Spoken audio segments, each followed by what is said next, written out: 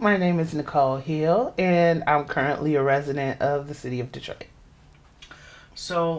Nicole, thank you for joining us. We're going to be talking about water issues, primarily issues related to security and affordability and contamination today. hmm Um, can you give us just a bird's eye view of really what are some of these broader issues that are affecting Detroit residents today? Well, one of the main issues has been water affordability. Water affordability in the city of Detroit is non existent.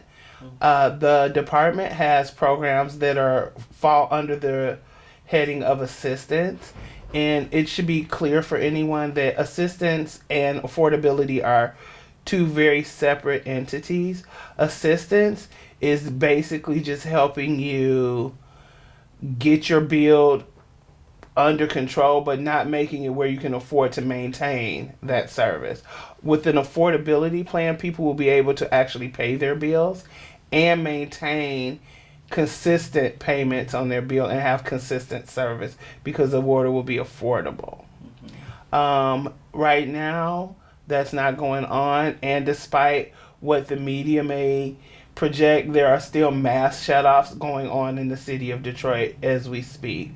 At the height of the shutoffs, which was during the city's bankruptcy, there were upwards of 175,000 people in the city that did not have water.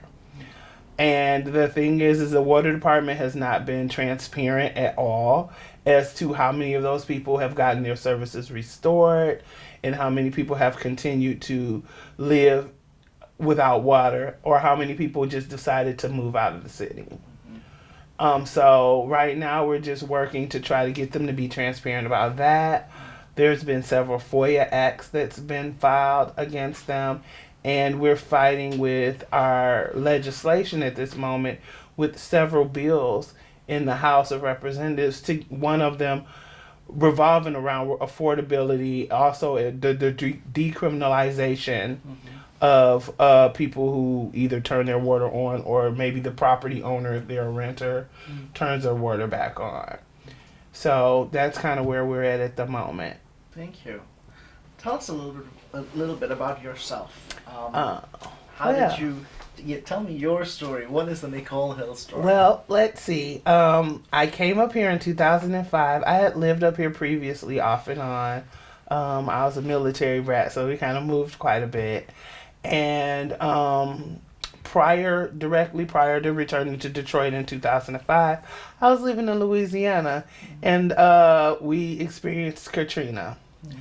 And I can't swim, so that was my cue to go somewhere where they have a lot more dry land. And so I came back to Detroit because in the past I knew Detroit to be a city that was like vital. You could find a job. There was ample transportation to get places, whether you had a vehicle or not. And I had family members up here. And so I came back up here, and things weren't quite what I had remembered them to be. The city had took a drastic downturn from what I remembered. A lot of businesses that I had been used to seeing were no longer there. They were closed.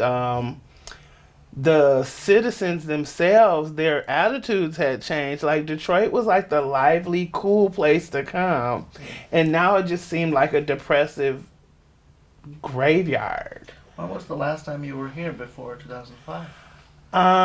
It had to be in '94. Okay. And it even then, which is basically like a little over 10 years, it made this such a dramatic change that I was like, what happened Right. to this city? Like, it's not the city that I remember. But I'm like, you can still make it in Detroit. It's kind of like that old saying, if you can make it in New York, you can make it anywhere, you know? Right. And so I came back up here and I started looking for work. And at the time, I was staying in a shelter because they had to displaced people from Katrina in any kind of shelters they could get in. So I was in a domestic violence shelter, and I was looking for housing and work. And I had to leave the shelter because they had people who were actually in domestic situations that needed the space. So I was kind of like bouncing around, and I finally found a home and started working. And I'm like, okay, I'm going to rebuild my life. And I got my water turned on for my address, and things were going well. And then I decided to move to a new address, which was in 2009. And I was still in the process of rebuilding because I literally had to get basic necessities again. Like, I didn't have clothing, I didn't have pots and pans, I didn't have towels, I didn't have, you know, hair combs, just basic things were gone. So I was rebuilding, and I moved to a new house. And when I moved, I contacted the water department maybe like 2 weeks before and let them know that I was moving. And they were like, well, okay, I was like, well, how do we do this water thing? Do we, do I pay my bill off and shut it off? And they're like, no, we don't shut it off because we don't want people's pipes to get damaged if no one else moves in the house. So what we do is we take your name off the account. It reverts back to the property owner. You have to have a zero balance, and then we transfer your account to the new address. But it has to be done it has to be on file at the water department within 7 days of you moving in. So we followed those procedures. My new landlord signed an affidavit saying that I agreed to have the water in my name at the new address, and filed it literally 5 days after I moved in. So at first my bill was fine. And this was like in July of 2009. And I would say maybe February of 2010, I started noticing that my bill was getting a little high. And I said, well, I had a couple of my older children in the house then. So it was about 5 or 6 people in the home. So I'm like, okay, maybe someone's, running the water extra long. I didn't think much of it because it wasn't an exorbitant amount. It was maybe like $20, $30 more. So I just paid it. A couple months later, in like maybe March, I started noticing it was creeping up again. And I still didn't think anything of it because I had all these people in my house. And so throughout the rest of that year, I didn't pay much attention to it creeping up because, of course, in the summer, everyone takes more showers and things like that. So I would say like in 2011, I started noticing a bigger jump. Like it was jumping every month. And at this time, my 2 older sons had now moved out the house. It was only 4 people in the house. So I'm like, my water should go down. And I'm watching it, and I'm calling the water department. They're like, well, the rates have went up a little bit. And I'm like, okay. So I blew that off. About 2013, it got to the point where like literally my bill was like doubling every month. So like the first month I noticed my bill was like maybe like $100. I didn't think much of it. I paid my bill. The next month my bill was like $185. And I'm like, And they're like, well, maybe you have a leak somewhere. So we can check our lines, but you have to pay for a plumber.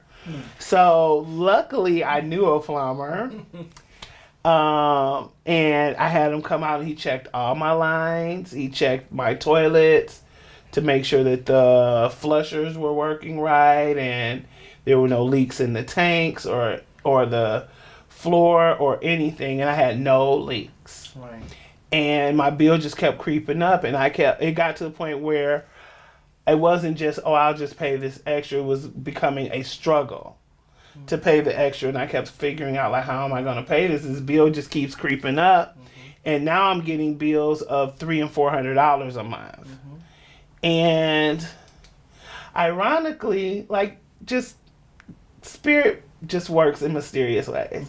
So my older daughter was attending a new junior high school along with my niece, and they befriended a young lady. And because I was just telling my sister, I don't know why my bill's it's getting so high. I don't know what's going on. I've checked for leaks. The water department claims there's nothing wrong with their infrastructure, which we know now is severely damaged. Mm-hmm. And my bill just keeps getting bigger, and I'm like, I can't afford it. Mm-hmm. And I'm trying to pay, like, at this time I'm still trying to pay this $300 and $400 water bill. So I'm literally putting other bills in jeopardy to cover the water, because I'm like, we need water. And the young lady they befriended asked me to drop her off at home one day. And I'm like, okay. And I'm driving. I'm like, where do you live? And we're driving in a familiar direction. And she lives in my old house. But the house is still boarded up, which means they're squatting. And so then I started just like, I guess like that's why I was meant to go into Homeland Security. So the cogs started turning. I started thinking like, my bill is really high. They live in my old house. The house is still boarded up. The landlord lives in Florida. So I called the local guy that he had here, and he's like, we haven't rented the house out. That's all I wanted to know. I didn't even, put the other family in jeopardy and say, well, it's people living in there. I said, okay, thank you. That's all I needed to know. Like, they're not renting the house, so they're squatting. So I'm wondering, like, how they where they get water from?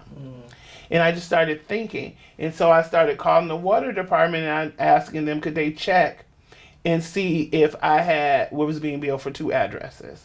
And of course, they denied any knowledge of that and refused to investigate as well. And so I still continued to struggle with my bill, and then kept trying to argue back and forth with several water department administration, to the point where I actually went to the deputy director himself, Daryl Latimer, at the time, and said, look, this is what I think. There's no way I'm using this much water. My bill is like $1,100 because I'm not paying the full bill every month, so I'm getting a arrearage. And I'm like, I need to get on some type of plan. And he goes, well, I said, I'm low income. I'm a single parent. I have 3 children at home. I'm paying for 1 kid in college. Like, I really need some help here. And he says, well, I can put you in a payment plan for low income people, which really is non-existent. And he goes, well, if you can give me 10% down. And this was ironically before the 10/30/50 plan. So I was like, okay. So I gave him like $120. And he told me I had to pay my bill every month plus an arrearage. My arrearage was going to be $75 a month. But I'm saying, okay, when you're paying $350 a month and then another $75 is, if I could pay that, then my bill would have never gotten behind. So I was struggling to pay that, and I kept my water on for a while. And then I made it through 2013 and the beginning of 2014. And then the summer was just starting to break in May of 2014. And I got up one morning, and I was always used to my water being off because we constantly had water main breaks in our neighborhood. And the water department never, walked around and let people know, like, the water's going to be off. We have a water main break. People in the neighborhood would see them around the neighborhood and be like, oh, it's a water main break over, a couple blocks over. And it would, like, systemically happen once in the spring when the ground thaws out, and once in the winter when the ground first freezes, like clockwork. And so, but still nothing was wrong with their infrastructure. We have to keep that in mind. And so when I got up that morning, I'm like, oh, the water must, maybe my water was off. Maybe, they're doing some work again. So I went out and I asked my neighbor, and because what happened is I had gotten up, I had fixed breakfast, I had walked my children to school. When I came back, my water wasn't on. And my neighbor said, well, my water's on. And I'm like, okay, well, he's on the corner. Let me ask someone else. And they're like, yeah, my water's on. It's running kind of slow, but it's on. And I'm like, okay, maybe mine's all the way off. His isn't. And his is running slow. We're kind of working in a line, And I said, well, did you see any trucks out here? Any water department trucks around anywhere? He's like, no, I saw a truck, but it wasn't a water department truck. And I'm like, oh, okay. And I was like, well, let me just go in here and call and see if they're doing any work or anything. So when I called and I gave my information, they were like, no, your service has been disconnected for non-payment. And I'm like, well, I'm in a payment plan. And they're like, well, we don't have any record of you being in a payment plan. And I'm like, but your deputy director put me in the payment plan. And they're like, well, we don't have any record of a payment plan on file for you. And your service has been disconnected. And then it's $3,000. And I'm like, it's what? You know, and they're like, it's $3,000. So like, I have 3 children in the house. One of them is a boy, and I can't even get him to get in the shower. Like, wow, is my bill $3,000? And she's just like, well, I don't know, but that's what it said. And it's actual usage. And I'm like, there's no way that I've used that much water. My kids don't even have a swimming pool. And I went back out and asked my neighbor, I said, well, what kind of truck did you see? And he said, well, it was a reddish looking truck. And I'm like, well, that couldn't have been a water department truck. Like, how did they cut my water off? I later found out that the city had hired the demolitions crew of Homrick to shut people's water off, and that's why nobody knew what kind of truck was coming. Because generally when people see the water department truck in the neighborhood, people that know their bill is behind, they go to checking, things and securing things.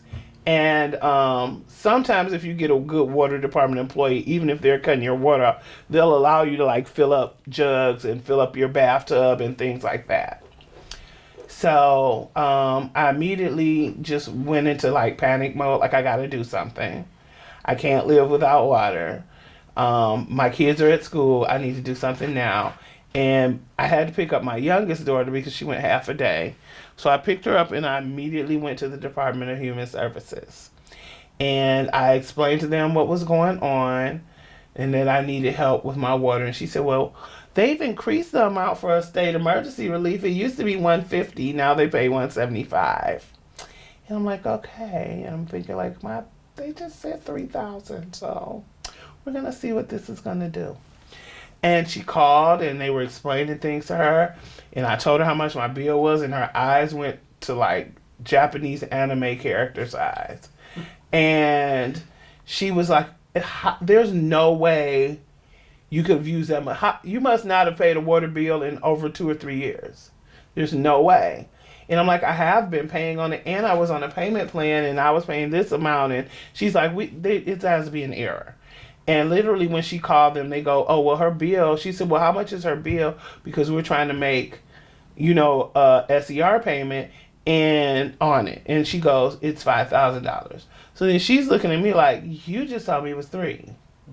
And I'm like, it was $3 when I just called about an hour ago before I got here.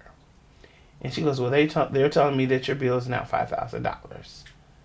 And I said, so I used $2,000 in an hour when I wasn't even at home because I was on the bus getting here. And she's like, something's got to be wrong. There's got to be some type of, error in their records or their filing or something. But they did her the same way. They're like, no, it's actual usage, and $175 isn't going to do anything, and we're not going to turn her water back on. And she turns to me and she said, well, I'm doing everything I can.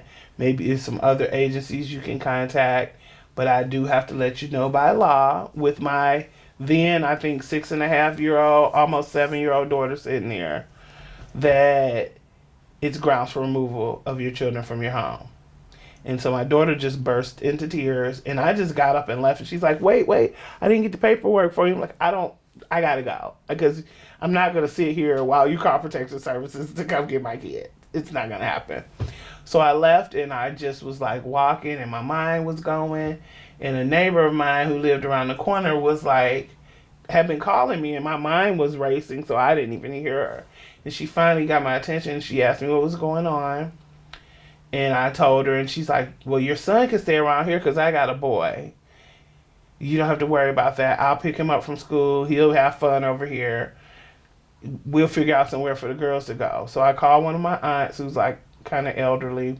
And she's like, bring them around here. And you come on around here too. And I'm like, I'm not going to come. I'm going to stay at home because I've worked too hard to get the few things that I have. And I'm not going to leave my home prone to people stealing. Because we had quite a bit of that in the neighborhood as well. And so I said, plus I'm in school, I got work, papers to type up, and, I'll just, as long as they're okay, I'm fine. I'll get some jugs of water, I can do it. It'll be like camping, And she's like, well, what are you going to do about the bill? And I'm like, right at this point, I don't know. Because it's something wrong, and I got to figure it out. This is crazy. And my neighbor suggested, she said, you should call the news, because there's no way this is accurate, and they're refusing to do anything about it. So I called all my local news, and to this day, I'm not that fond of Channel 4 because their editorial director, who's named Tony Stats, told me he didn't see a story, but if I got my water reconnected, then they will come out and do a story. And I called Roof to the Rescue, Problem Solvers. Nobody offered any assistance at all, or even wanted to take the matter up as far as media exposure. So I just kind of sat there and tried to figure out what I was gonna do. And at about 1:00 in the morning, I got a knock on my door. It was the Detroit police. And I immediately freaked out because I'm like, oh my God, why are the police here? And they had my youngest daughter with them. And my aunt's walking up the walkway and they're like, tell your mom what you told me. And she's like, I just want to come home and be at home. I don't want to be over here. I want to be home. And they're like, my aunt's like mouthing over like, I didn't tell them anything. I just told them you were having a rough time and you were dealing with school and I had the girls. And so he's like, so you want to know where we found her? And I'm like, what? And they're like, she was walking down 7 Mile Road, which was near my aunt's house, at 1:45 in the morning. And she walked up to a complete stranger, gave him the address, and said, can you take me home? And just luckily, he was a good Samaritan. He flagged down a police car like, I don't know what's going on. This little baby is out here asking people to take her home. I don't know if she got away from some bad person and she's lost or what's going on. And so they talked to my daughter and she told them my aunt lives down the street, but I want to go home. And they went and got my aunt and they said, look, we're not going to do anything. Just let your child be at home. Kids are more resilient than you give them credit for. And I'm like, oh my God, if only they knew what was going on. And so at that point, I had to bring my daughter home. So now I'm back in the predicament that I'm trying not to be in, which is having children in the home with no running water. And so then, of course, when she said that, the rest of them were like, well, we want to come home too. So I'm like, oh my God, now I have 3 kids in the home and no water. And I contacted Michigan Welfare Rights because I was just going through a lot of paperwork that I had. And I've always kind of did community work. So I had gotten this list of organizations to help other people in the community. And I called Michigan Welfare Rights and I spoke to Ann Rail. And the first thing she did is said, you give me your account number.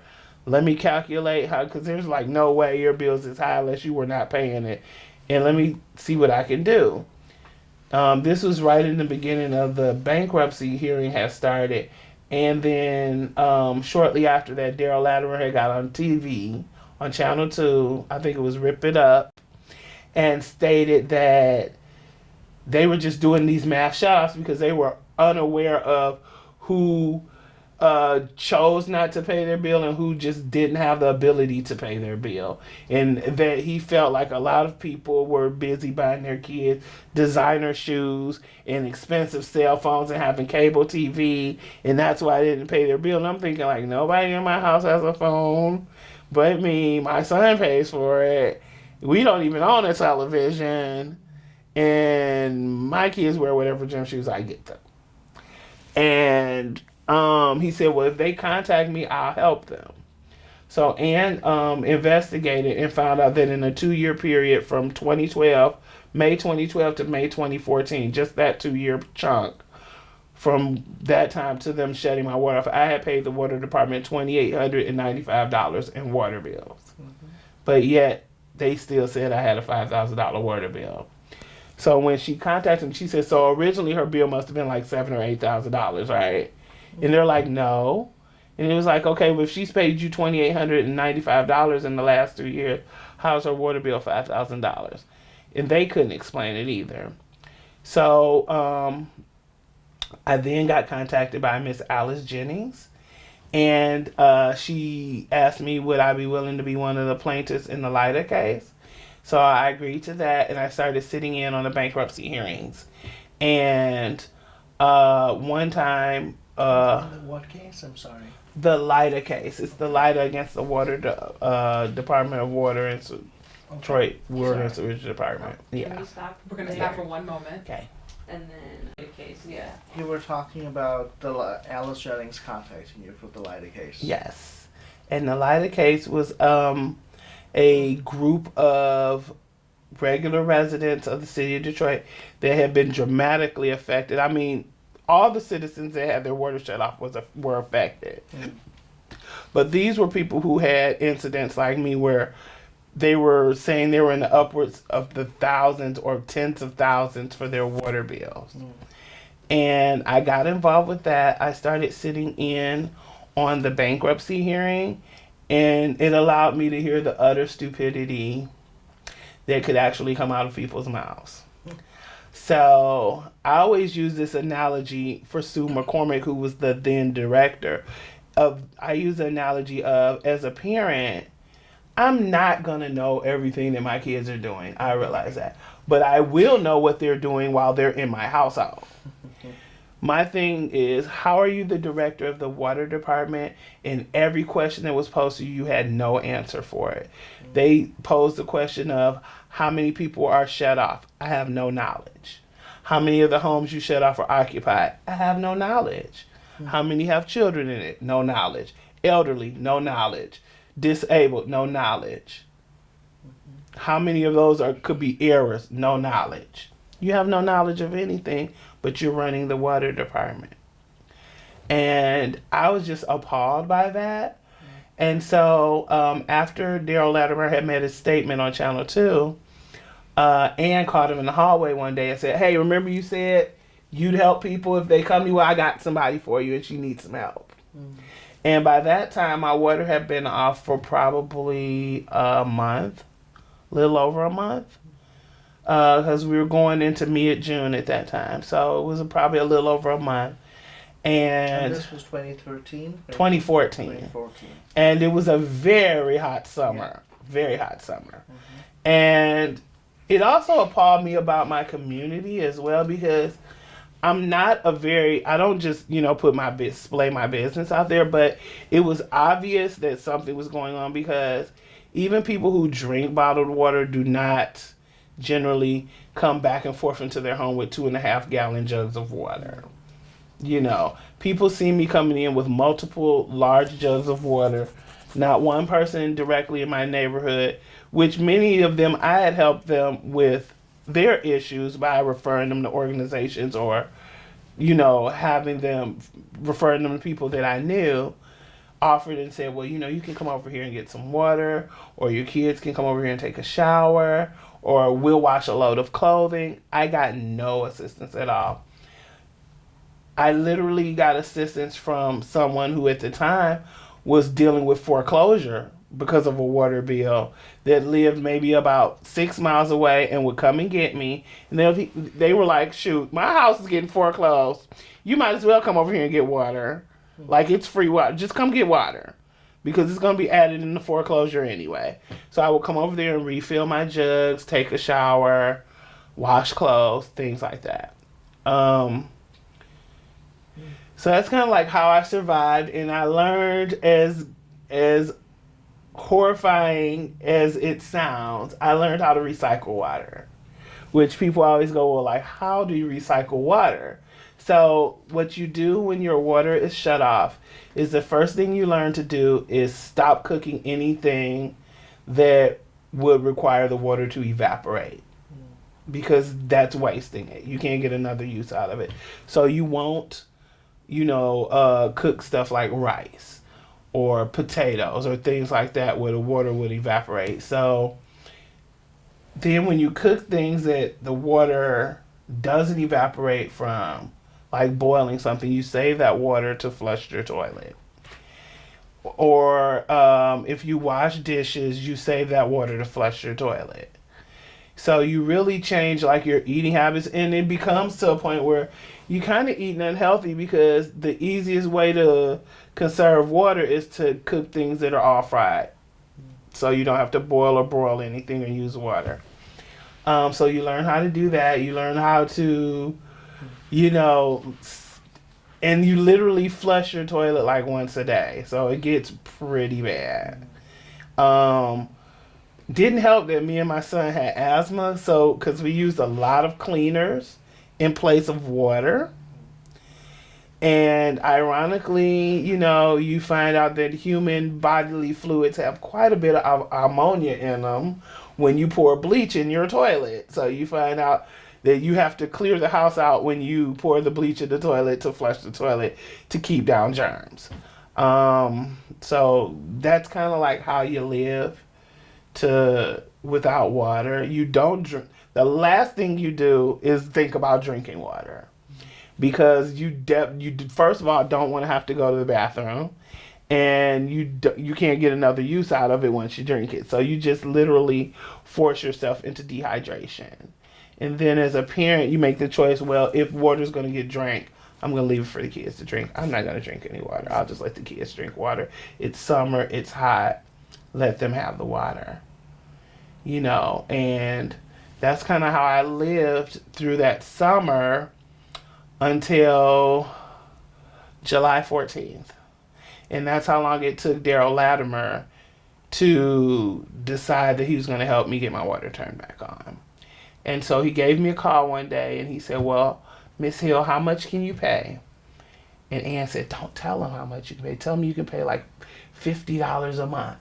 You have to live and you got to recoup. So I said, I can pay $50 a month. And he said, okay. And so to show you like their level of deception, he goes, okay, I'm going to put you on a plan. You're going to pay $50 a month. We're going to get your water turned back on. So they had someone come out that day. And the first thing they said is, oh, we can't turn your water on because the pipe from the main valve to your house has to be copper and it's PVC. So the landlord had a plumber come in and replace the pipe. And then they said, well, it's too late today. It's a Friday. We can't come back till Monday and turn your water on. So they came back that Monday. They turned the water on. I'm faithfully paying my $50 every month. And then in October, the United Nations came out. The rapporteurs came out to meet with people regarding whether it was a human rights violation. And when they came out in October, my water had been off again. They had came and cut my water off the 1st of October again, despite me making my $50 payments every month. And when I called in, I found out that Daryl Letterman had put me into one of their payment plans, and I was supposed to pay $50 a month in addition to my full bill every month, which he did not specify. So they cut my water back off, and I was really sick. I got really sick with asthmatic issues, which I normally get in the wintertime anyway, but not severe. But they were severe because I was also using bleach, using these cleaners, not having running water, not drinking water. And I remember going to the United Nations meeting and Michigan Welfare Rights and talking to the rapporteurs and telling my story. And then they had a town hall meeting at WC3D downtown. And I remember going to it. And I think by that time I was close to being delirious. Didn't know it.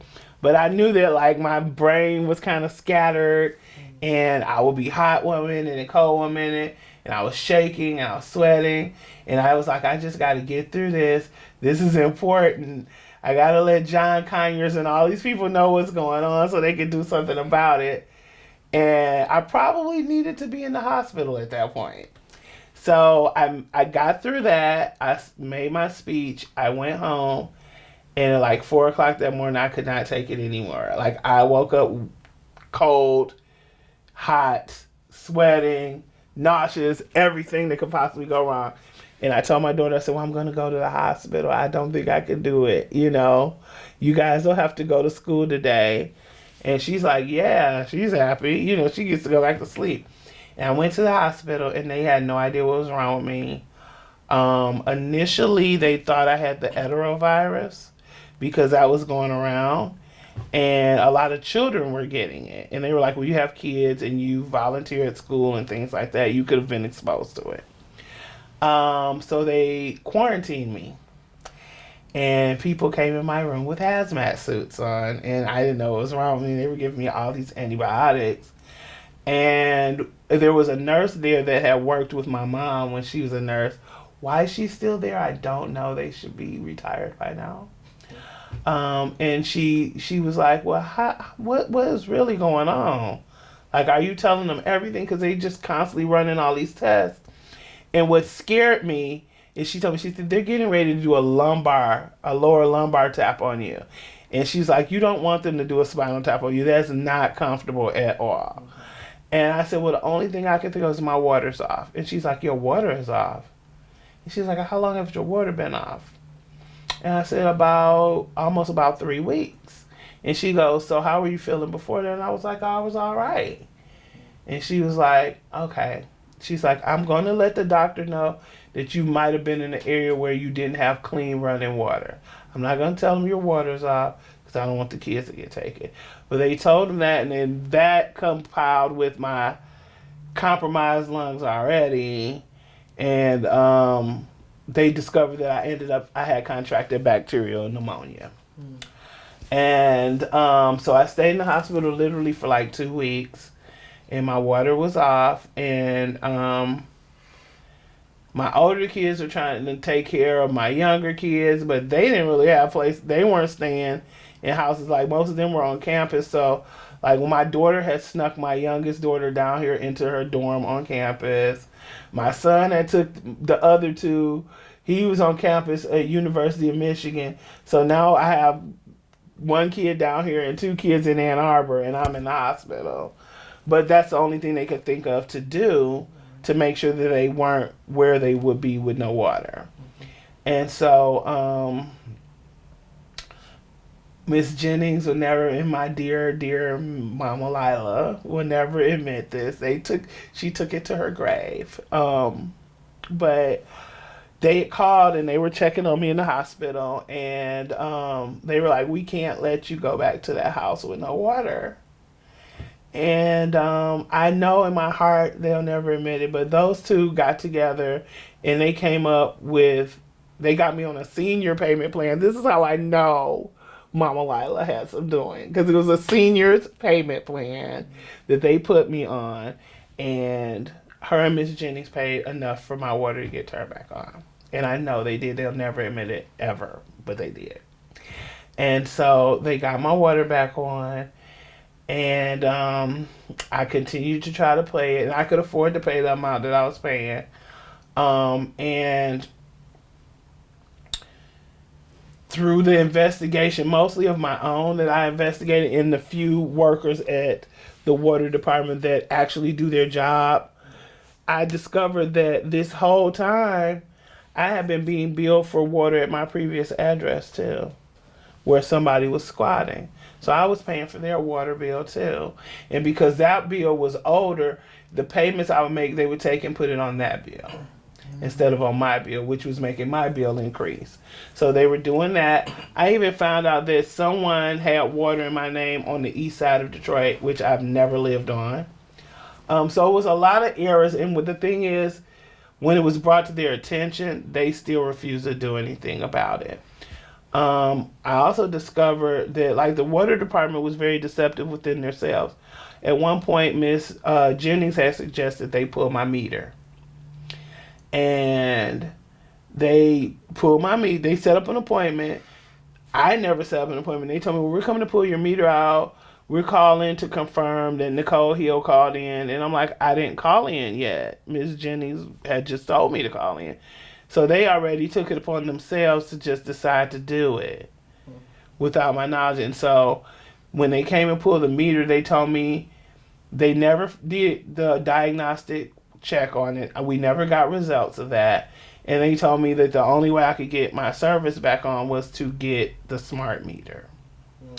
So I was forced to get the smart meter, which we didn't really want to do because we had discovered that California had banned the smart meters because they had cancer causing bacteria or chemicals in it, but they were classically giving them to everybody in Detroit. So yeah, so that also occurred. And then literally like the only thing I could do to rectify this because it was following me is I was forced to pretty much destroy the little credit that I had by filing bankruptcy because that was the only way that I could get this water bill off of my back was to file bankruptcy. Even after I showed that there were a number of errors, the water department still refused to address it.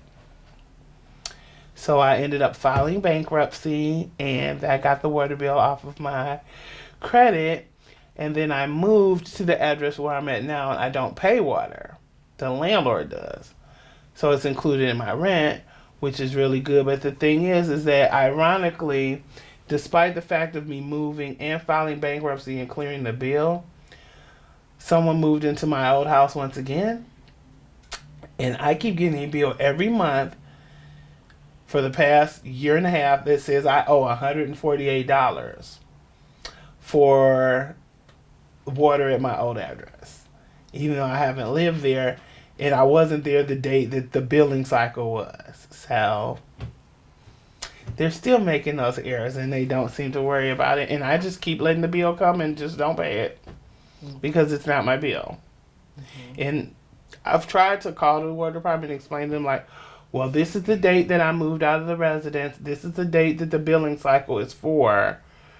I said, so this is the date I received the bill after the billing cycle. So if I wasn't there during the billing cycle, how is this my water bill?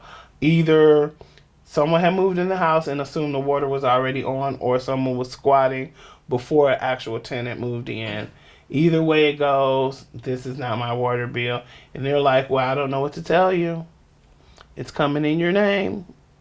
That's it. So that's kind of like that's the mind frame of the water department. Like, oh, if it has your name on it, it's your bill. And so it just keeps going.